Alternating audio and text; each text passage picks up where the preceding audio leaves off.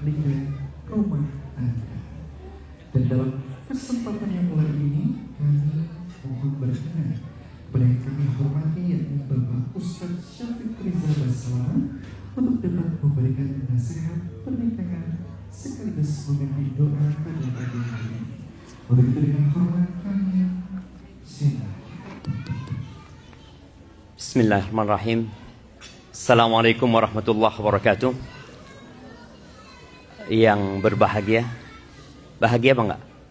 Masya Allah. Barakallahu lakuma wa baraka alaikuma wa jama'a bainakuma fi khair. Alhamdulillah. Wassalatu wassalamu ala rasulillah amma ba'd. Jamaah rahimakumullah. Hari ini kita menyaksikan satu hal yang ditunggu-tunggu. Orang tua membesarkan anaknya dan ketika sampai waktunya dia punya tugas menikahkan. Ana rasa tugas abahnya Fadil udah selesai. Udah selesai? Masih ada yang lainnya? Ya, menikahkan putranya, menikahkan putrinya. Umar bin Khattab radhiyallahu taala anhu mengatakan, "Zawiju abnaakum idza balagu." Kalian nikahkan putra-putra kalian, anak-anak kalian ketika mereka sudah baligh. Hatta la tahmilu athamahum. Supaya kalian tidak menanggung dosa-dosa mereka. Kita melihat dunia semakin menakutkan dan Nabi alaihi salatu wassalam dulu 1447 tahun yang lalu mengatakan lam yabqa minad dunya illa bala'un wa fitnah. Tidak tersisa dari dunia ini kecuali bala dan fitnah. Dan di antara cara untuk menghadapi bala dan fitnah itu adalah menikah. Dan ana doakan lagi Fadil semoga rumah tangganya dijaga oleh Allah Subhanahu wa taala. Fadil dan Jinan dan buat semua yang hadir di sini. Dunia ini banyak kepalsuan. Kalau tadi yang Fadil rasakan bagaimana disambut ya, bagaimana jalan menjemput Jinan, bagaimana orang-orang sibuk dengan kameranya, ingat itu salah satu kepalsuan dunia. Pohon ini dari plastik. Dan yang kau lihat ada bunga-bunga di situ itu bohong.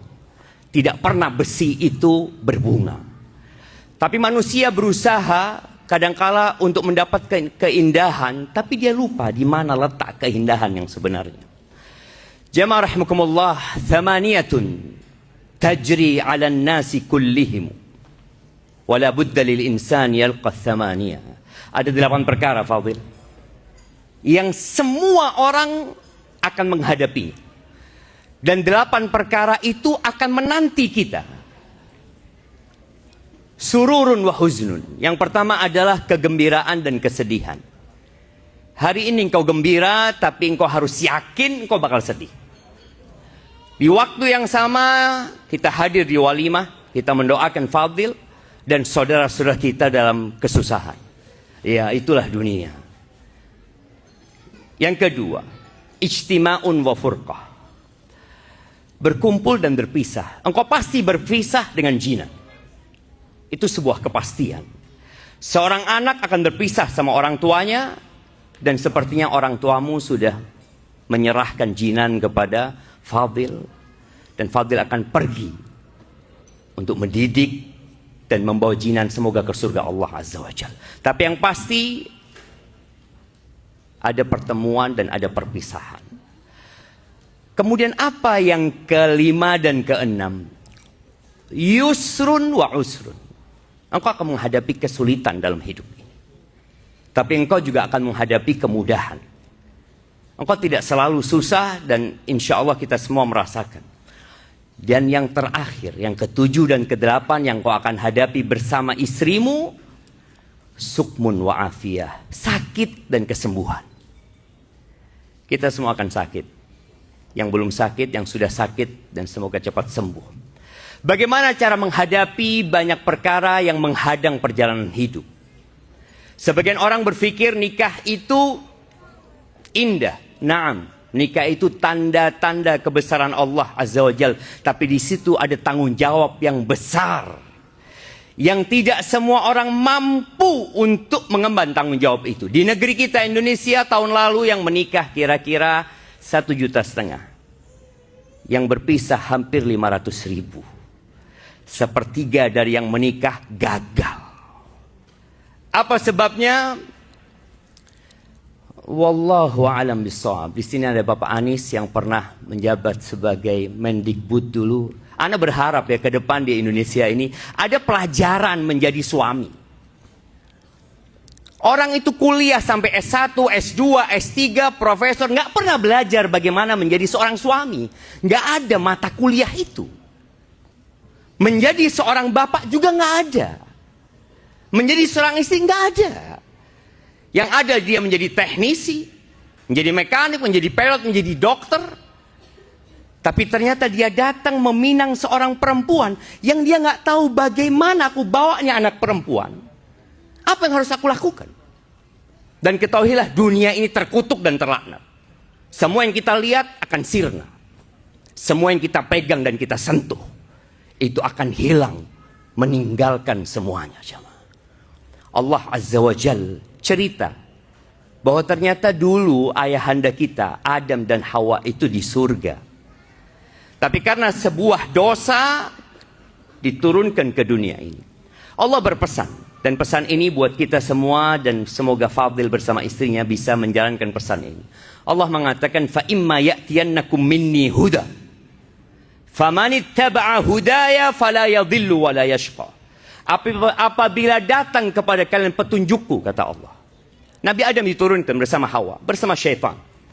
Apabila datang petunjukku kepada kalian, barang siapa yang mengikuti petunjukku, maka dia akan dapat dua hal. Yang pertama, la yadhil wa la yashqa. Dia tidak akan pernah tersesat dalam kehidupan ini, dan dia tidak akan pernah menderita. Tapi apakah kita sudah mengikuti petunjuk itu? Kebanyakan manusia menjadikan hawa nafsunya sebagai pembimbing dia. Dia berjalan mengikuti keinginan dan kemauannya.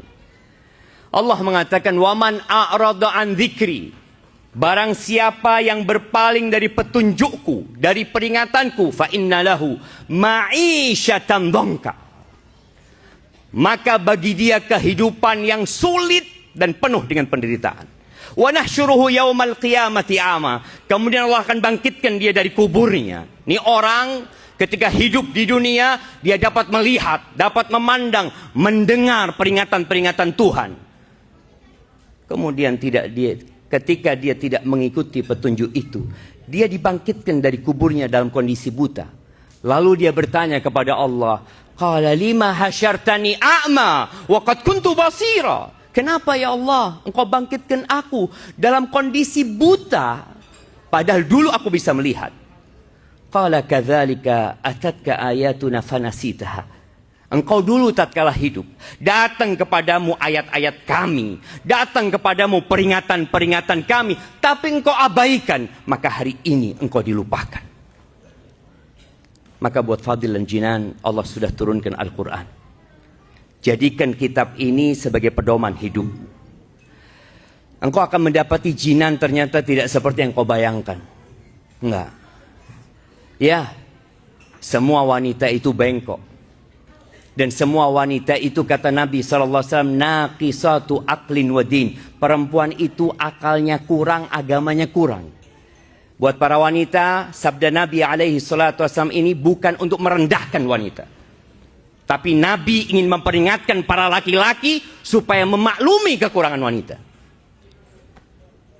Ya, hari-hari akan menyingkap. Ternyata ada banyak kekurangan di diri istrimu. Tapi apa yang harus dilakukan oleh seorang laki-laki? Allah mengatakan, wa'ashiruhunna bil ma'ruf. Pergauli istri-istri kalian dengan cara yang ma'ruf. Dengan cara yang baik, yang penuh dengan penghargaan dan penghormatan. Gimana kalau kita nggak suka sama istri kita? Ternyata ada perilaku istri kita yang membuat kita jenuh hidup sama dia. Kata Allah, fa in karihtumuhunna. Kalau engkau nggak suka sama istri-istrimu, kalau kiranya Fadil melihat nanti nggak suka sama Jinan, apakah kemudian akan dibalikin ke orang tuanya? Afan bah, kayaknya ana nggak cocok sama Jinan. Ana nggak mampu menghadapi Jinan. Nggak seperti itu laki-laki. Allah mengatakan, fa in karihtumuhunna. Kalau kalian benci sama istri-istri kalian. Ingat, tidak semua rumah tangga dibangun di atas cinta. Enggak. Tapi dibangun di atas Islam dan ihsan. Kalau kalian benci sama istri-istri kalian, fa'asa an takrahu syai'an wa yaj'alallahu fihi khairan katsir. Boleh jadi yang kalian benci, di situ Allah jadikan banyak kebaikan. Karena sejatinya kehidupan ini ujian. Maka ingat, orang yang terbaik di antara kalian, kata Nabi SAW, adalah yang paling baik sama istrinya. Semoga Fadil bisa baik sama istrinya. Dan yang terakhir buat Fadil, sebelum kau menikahi Jinan, ya Jinan bisa hidup dengan nyaman bersama orang tuanya. Dia punya rezeki yang sudah ditetapkan. Tugas terbesar suami, ini bapak-bapak yang ada di sini nih, kadangkala merasa sudah menyelesaikan tugasnya. Tugas terbesar seorang suami itu menyelamatkan istrinya dari api neraka, menyelamatkan anak-anaknya dari api neraka. Bukan ngasih makan sama istri. Jinan sebelum lahir sudah ada rezekinya. Dan dia hidup, tumbuh, besar, menikah dengan engkau, dia juga bawa rezekinya. Bukan kemudian seorang wanita ketika menikah, rezekinya putus. Lah, tetap dia punya rezeki. Tapi tugas terbesar seorang suami tadi, bukan hanya cari makan buat istrinya. Allah Azza wa Jalla mengatakan, Ya ayyuhalladzina amanu, qu anfusakum wa ahlikum nara. Wahai orang-orang beriman, selamatkan diri kalian dan keluarga kalian dari api neraka. Jangan sampai ada seorang istri ketika dibangkitkan pada hari kiamat, tatkala dia disidang dengan dosa-dosanya, lalu dia mengatakan, Ya Rabbi hadza zauji. Ya Allah, ini suamiku ya Allah. Ini suamiku ya Allah. Wallahi ma'allamani wala addabani. Demi Allah, dia tidak pernah ngajarin aku tentang engkau, tentang kewajiban-kewajiban yang seharusnya aku lakukan. Dia tidak pernah mendidikku. Innama ya'tini bi khubzis. Kerjanya cuma bawa fulus. Kerjanya cuma bawa roti dari pasar.